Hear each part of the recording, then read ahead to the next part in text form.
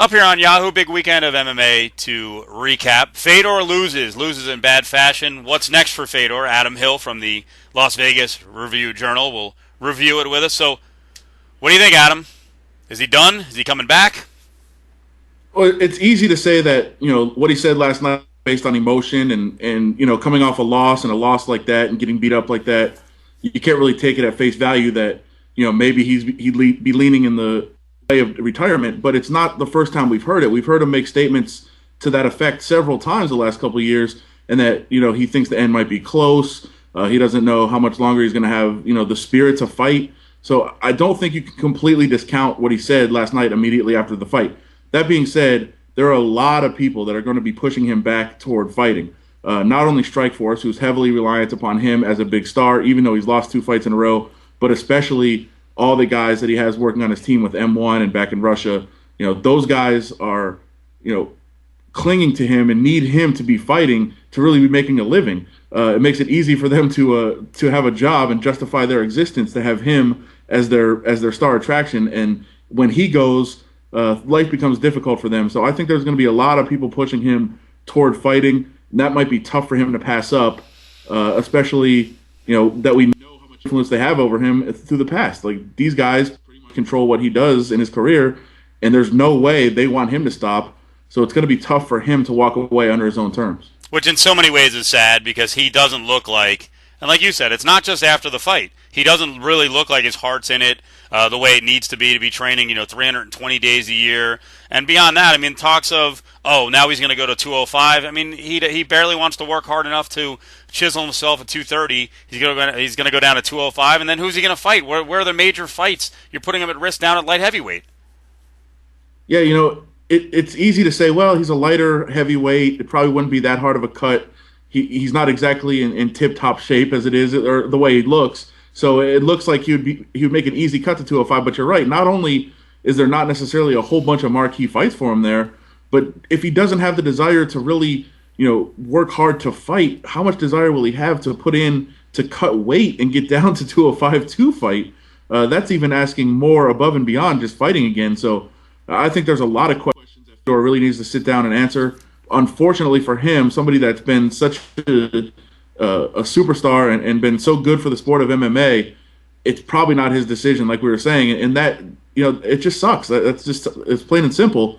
Scott Coker went into recovery mode, said, the retirement thing, it's emotion. He'll definitely be fighting for us in the future. We see a long future for Fedor. And I think even worse are the words of Vadim Finkelstein talking about, his manager, talking about the future. Hey, I'm going to talk about a retirement. And, that really wasn't a loss because he won the first round. He lost the second. Yeah, the doctors did a good job, but maybe, he could have come up with something big in the third. It's like he didn't win the first. I mean, maybe some people had him winning the first. If he did, he barely won it. And the second round was a 10-8. If not, if you want to get crazy, it's a 10-7.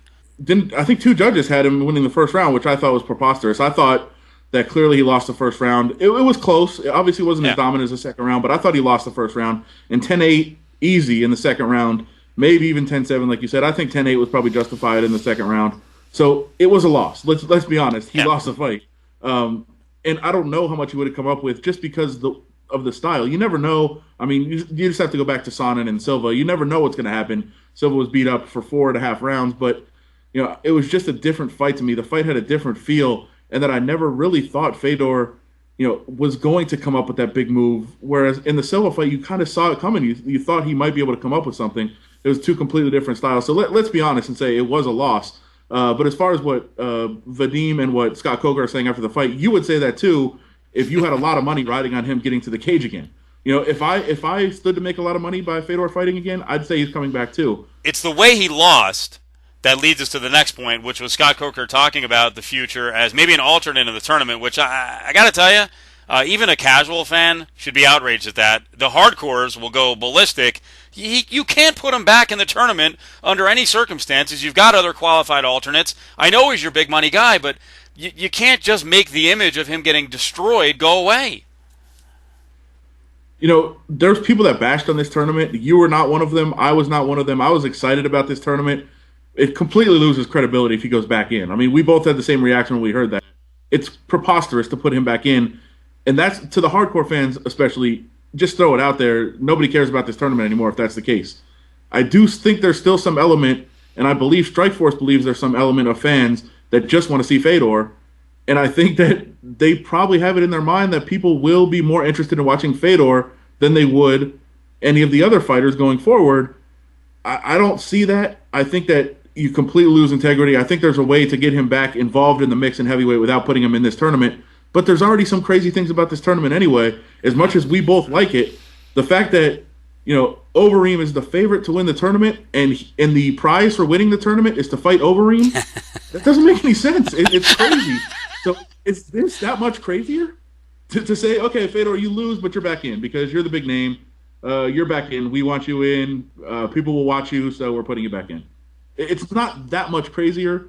I think for hardcore fans and people that follow the sport closely, we will say, no, stop it. That's ridiculous. That's dumb. I think some people out there, and I think Strikeforce believes some people out there might say, oh, Fedor's fighting. Let's watch this.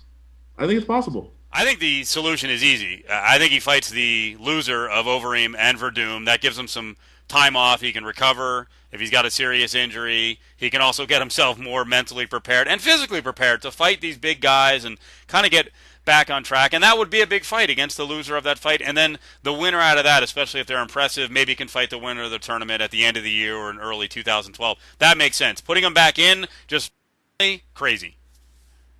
Okay, I really like that idea. It's actually a good idea. I think it would be a marketable fight and one that people, both hardcores and casual fans, will be interested in. Here's the problem. Overeem loses, so it's Fedor versus Overeem for the title, both coming off losses? That'd be a difficult sell, I think. That's a tough one, too.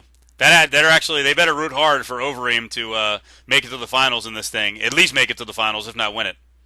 But that's the problem with Overeem having the belt and competing in the tournament and the belt not being on the line. What happens when he loses? That means you have a champion at some point defending the title coming off a loss against somebody who either won the tournament or somebody's coming off 3 wins. And it just doesn't. It's crazy. It's like the College World Series. You're doing double elimination. You have to beat Overeem twice. If it's someone who knocks off Overeem and goes on to win the tournament, then they're gonna have to beat him again to get the title. That is weird. There you go. Fedor's back in. It's double elimination, so you got to knock somebody off twice to move on.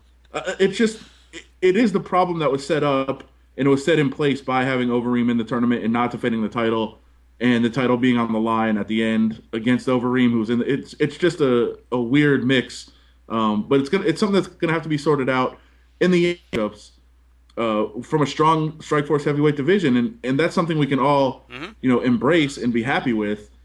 So I think to an extent you're nitpicking a little bit on who's fighting who and why is it for a title and why is this guy not fighting for a title, but it would be a tough sell to have Fedor fight for a title off a loss if Overeem were to lose in that fight, or anybody. Overeem fighting off a loss for the title in any capacity is going to be strange if he doesn't win this tournament. Yep. Well, you guys tell us out there in Yahoo land and all over the internet, do you want him back in the tournament? Because I think most hardcores watching this are going to say no. I think casual fans are too smart for it as well. I think the tournament will get trashed by people who don't watch MMA as kind of hokey. So I hope they stick to a little common sense here and keep him out of the tournament. And you got to earn your way back into the title mix. That's the way it works. Yeah, and let's just let it play out, I guess, is what we can say. I mean, we're saying, how can you do this? How can you do this? They mentioned maybe Fedor would be back in the tournament. They didn't say he's back in. So let's give him the benefit of the doubt. Let him think about this for a while. All we know is that they did not look like, and when I say that, people from M1 and Scott Coker did not look like they were, obviously M1 wasn't thrilled. Scott Coker didn't look thrilled with the result either. And, it's kind of unfortunate. They actually wanted to set up this fight for the next round, and they did it in the second round instead of the finals with Fedor and Overeem, and it just, things happen in MMA. It's a crazy sport, and I guess it's not going to happen now. But let's let it play out and see what they do with the rest of the tournament, and hopefully it works out and we get great fights the rest of the way. Check out Adam Hill's stories in the RJ Las Vegas Review Journal, lvrj.com. He's up on Twitter at Adam Hill, LVRJ. Thanks, Adam. We're back on Yahoo in some form or fashion on Wednesday with more updates on the current stories in the world of mixed martial arts. All right, thanks a lot.